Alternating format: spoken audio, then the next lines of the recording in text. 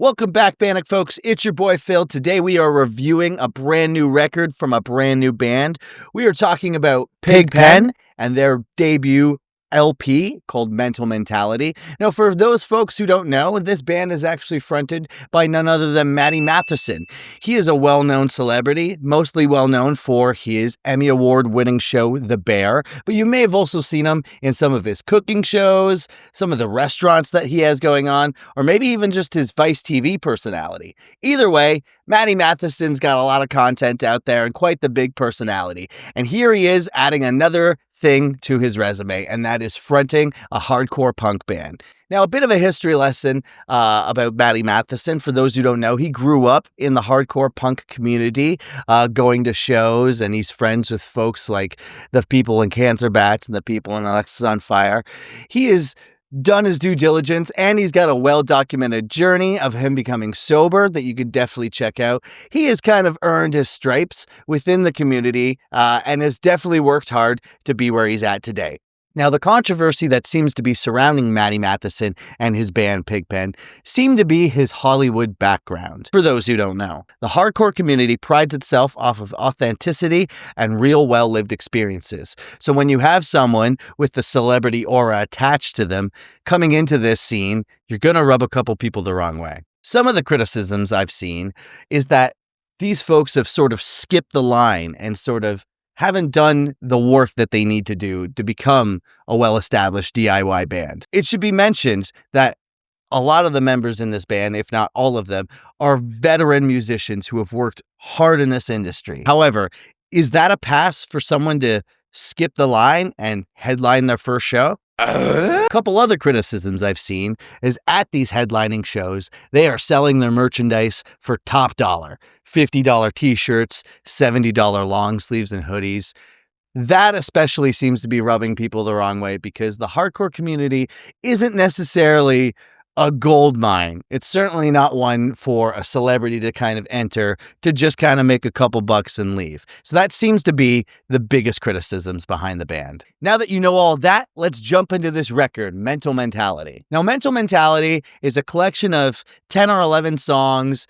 The runtime isn't more than 23 minutes. It's fast, it's abrasive, and it really embraces the old style hardcore punk. A lot of the influence coming from this record is very much so early 80s hardcore punk. Now, the problem that I'm having with this record is that it's just that. It feels like a very much dated record. Now, folks who really appreciate that kind of era of hardcore punk may love this record. However, I feel like I have heard these songs before through 10 other bands, and I feel like they missed an opportunity to kind of bring something new to the table. A lot of these songs are just straight power chords with rarely, if any, riffs or diddles in between. Not that you need any of those, but it still severely lacks it. One of my biggest issues with this record seems to be Matty's voice itself. It's a bit of a double-edged sword. It's a very generic, accessible hardcore yell. However, the way that they've produced this is they've got him sitting a bit behind the instruments instead of predominantly in front of him. They've soaked it in reverbed, and they've kind of let him be an instrument of itself. Now, unfortunately, I don't think that complements any of the basic guitar playing that's happening here. Like the song Heatwave, there's a very obvious, prominent vocal break that happens, but it doesn't really hit as hard because I can't tell what Matty's saying. That's okay, it's hardcore music. And second, it's again behind the music and it's not really in your face. So when the drop hits, it kind of lacks. A lot of these songs are very A-B song style writing, verse, chorus, bridge.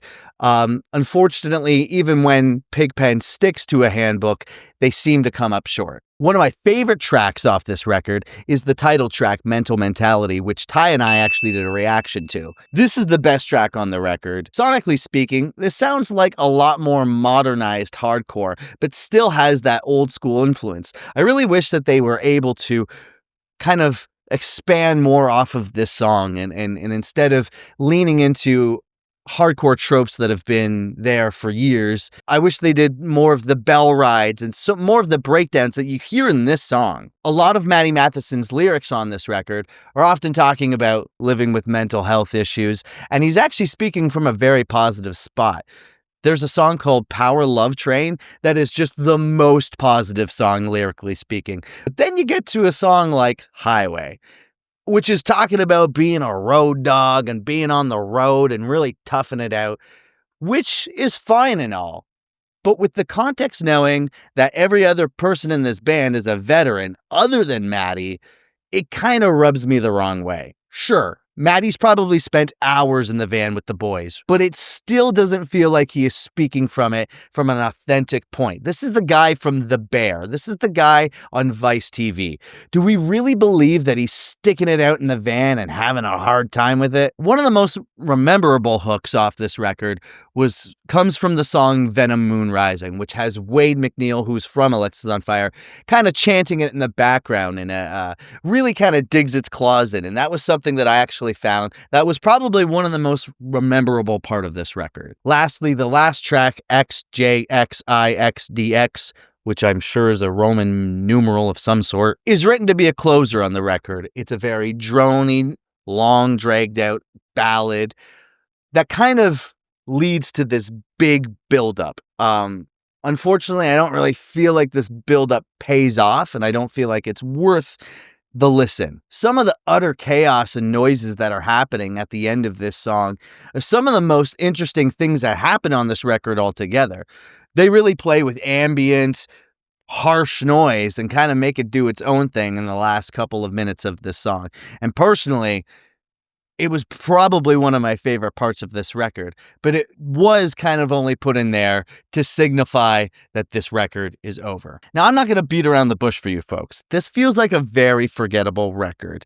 These songs feel like they don't have very much replay value, and unlike the vocalist himself, they lack severe character. I really don't see myself coming back to these songs anytime soon. I can understand why hardcore fans are upset with this. I truly wanted to like this record. I'm a big fan of Matty, and I like this kind of music, but I don't think that these two worlds need to exist. Matty, you're a talented actor. You're an amazing cook. You're a great TV personality. However, I don't think you're a good vocalist, and for that, I give this 2 pigs out of 5 pens. What did you think? Leave it all down below in the comments. If you aren't already, make sure you're subscribed to the YouTube channel. That helps Ty and I out a bunch. Give this video a like. Follow us on all our social media platforms such as @Bandecdotes, BANDECDOTES. And we've got a couple of members to thank. I want to give a shout out to the homie Ty. Thank you for sticking around. We've also got Aaron. And lastly, we've got our OG from the start, More Mustard. I'm sure we've done that one, but it's been a while. If you want to be thanked at the end of these videos, click that join button, become a member, and you can give us $2 to help grow this channel. We really appreciate it. What did you think? Was Pigpen, Mental Mentality, a good record?